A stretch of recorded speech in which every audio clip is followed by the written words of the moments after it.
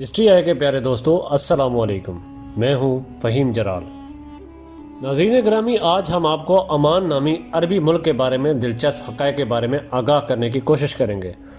وہ کون سے ایسے نرالے کام ہیں جو صرف اور صرف عمان میں ہی ہوتے ہیں، اور عمان کی خواتین ایک مخصوص نقاب کیوں استعمال کرتی ہیں؟ یہ سب اور عمان کی تاریخ جاننے کے لیے اس قیمتی اور معلوماتی ویڈیو کو آخر تک ضرور دیکھیں۔ تو چلیے چلتے ہیں سرزمین عمان پہ اور کچھ انوکھا جانتے ہیں۔ ناظرین گرامی، عمان جنوبی ایشیا کا ایک اہم ملک ہے جو جزیرہ نما عرب پہ واقع ہے۔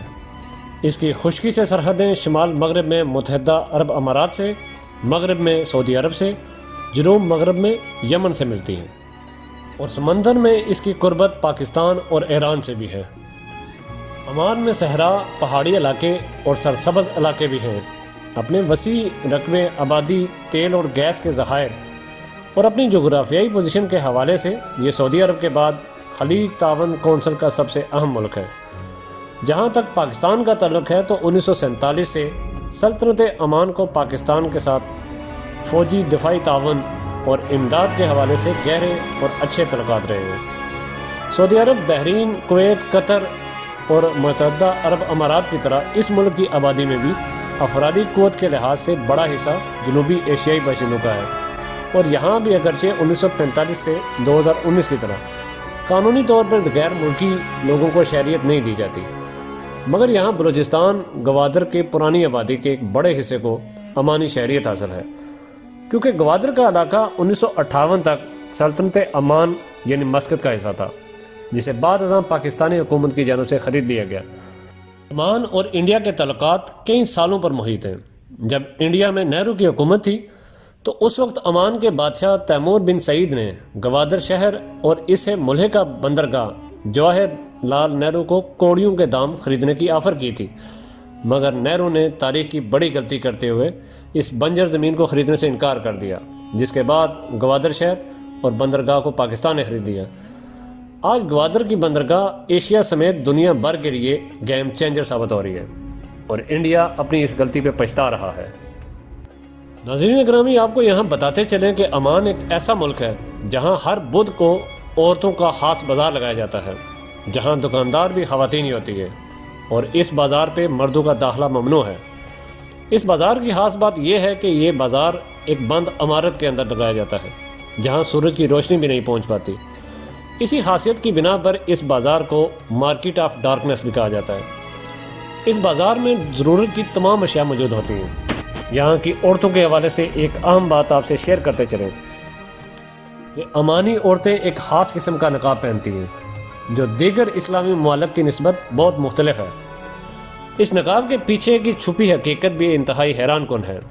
کہا جاتا ہے کہ زمانے قدیم میں جب عمان صرف ایک جزیرہ ہوا کرتا تھا، اس وقت یہاں ایک جادوگر نے آ کے قبضہ کر لیا۔ یہ جادوگر عمان میں بسنے والی خوبصورت عورتوں کا چہرہ دیکھ کر فریفتہ ہو جاتا، اور شیطانی عمل کے مدد سے پسند آ جانے والی عورت کو ہپنوٹائز کر کے اس کے ساتھ جنسی زیادتی کرتا، جس پر یہاں کی خواتین نے چہرے چھپانے کے لیے ایک مخصوص قسم کا نقاب تیار کیا۔ یوں یہ روایت پڑھتی چلے گی جو آج تک برقرار ہے۔ ناظرین گرامی، عمان خلیج تعاون کونسل کا رکن ملک ہے، اور کم ہی لوگ جانتے ہیں کہ خلیجی ممالک میں سب سے زیادہ سیاحتی ریاست عمان ہے۔ عمان کی منفرد بات یہ بھی ہے کہ یہ نہ صرف خلیج بلکہ کرۂ ارض پر انسانی آبادی کی اولین جگہوں میں سے ایک ہے۔ ماہرین کے مطابق عمان میں انسانی زندگی کی عمر کم از کم 1,06,000 برس ہے۔ عمان کو عرب ممالک میں سب سے پہلے آزادی حاصل ہوئی۔ یہ ماضی میں پرتگال کی نو آبادی بھی رہا ہے۔ 1650 میں جنگ آزادی کر کے عمانی قبائل نے پرتگالیوں کو بے دخل کر دیا تھا۔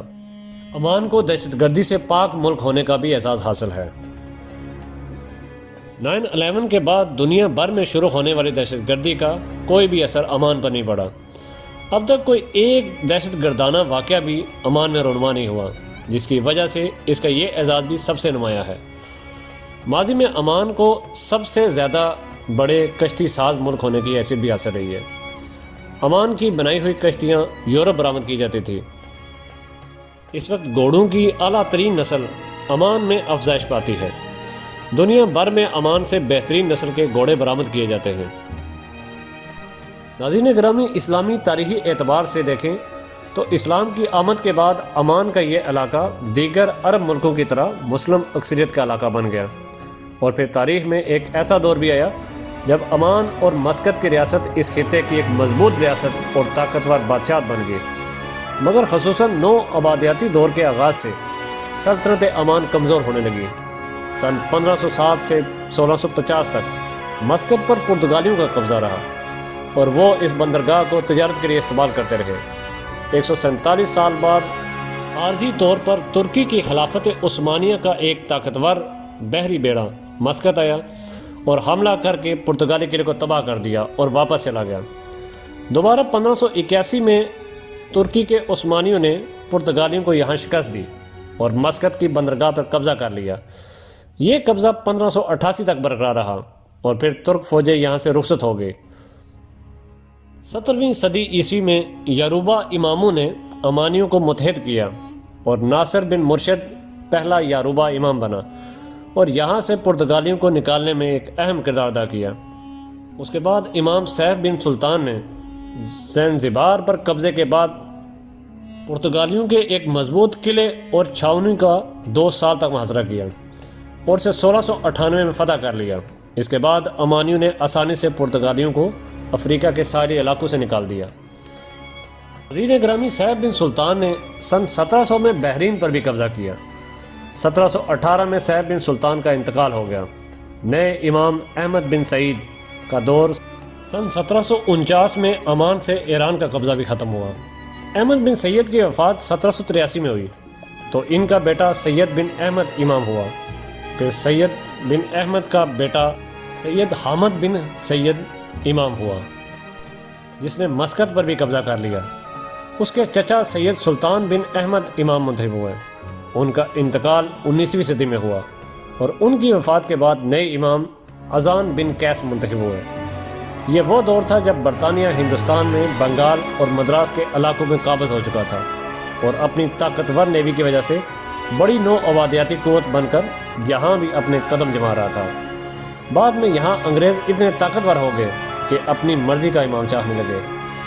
امام قیس کے انتخاب کے باوجود انگریزوں نے اسے عمان اور مسقط کا امام تسلیم نہیں کیا اور 1871 میں اپنی مرضی کے امام سلطان کو تخت پہ بٹھا دیا۔ اس کی حاکمیت مسقط کے علاوہ گوادر پر بھی تسلیم کی گئی۔ اب انگریز جنوب مشرقی عرب پر قبضہ کرنا چاہتے تھے تاکہ یہاں پر دیگر یورپی قوتوں کو شکست دے کر علاقے کے سمندری راستوں پر مکمل قبضہ کر لیا جائے۔ دوستو، وقت گزرتا گیا اور انگریز یہاں سے بیزار ہوتے گئے اور آخرکار عمان آزاد ہو گیا۔ آج عمان کی معیشت 80.8 بلین ڈالر ہے، جو کہ واقع حیران کن ہے۔ عمان مچھلیاں برآمد کر کے ہر سال لاکھوں ڈالر کماتا ہے، جبکہ سیاحت بھی اس علاقے کا ایک اہم شعبہ ہے۔ جی تو پیارے دوستو، یہ تھی ہماری آج کی ویڈیو کیسی لگی کمنٹ کر کے ضرور بتائیے گا، اور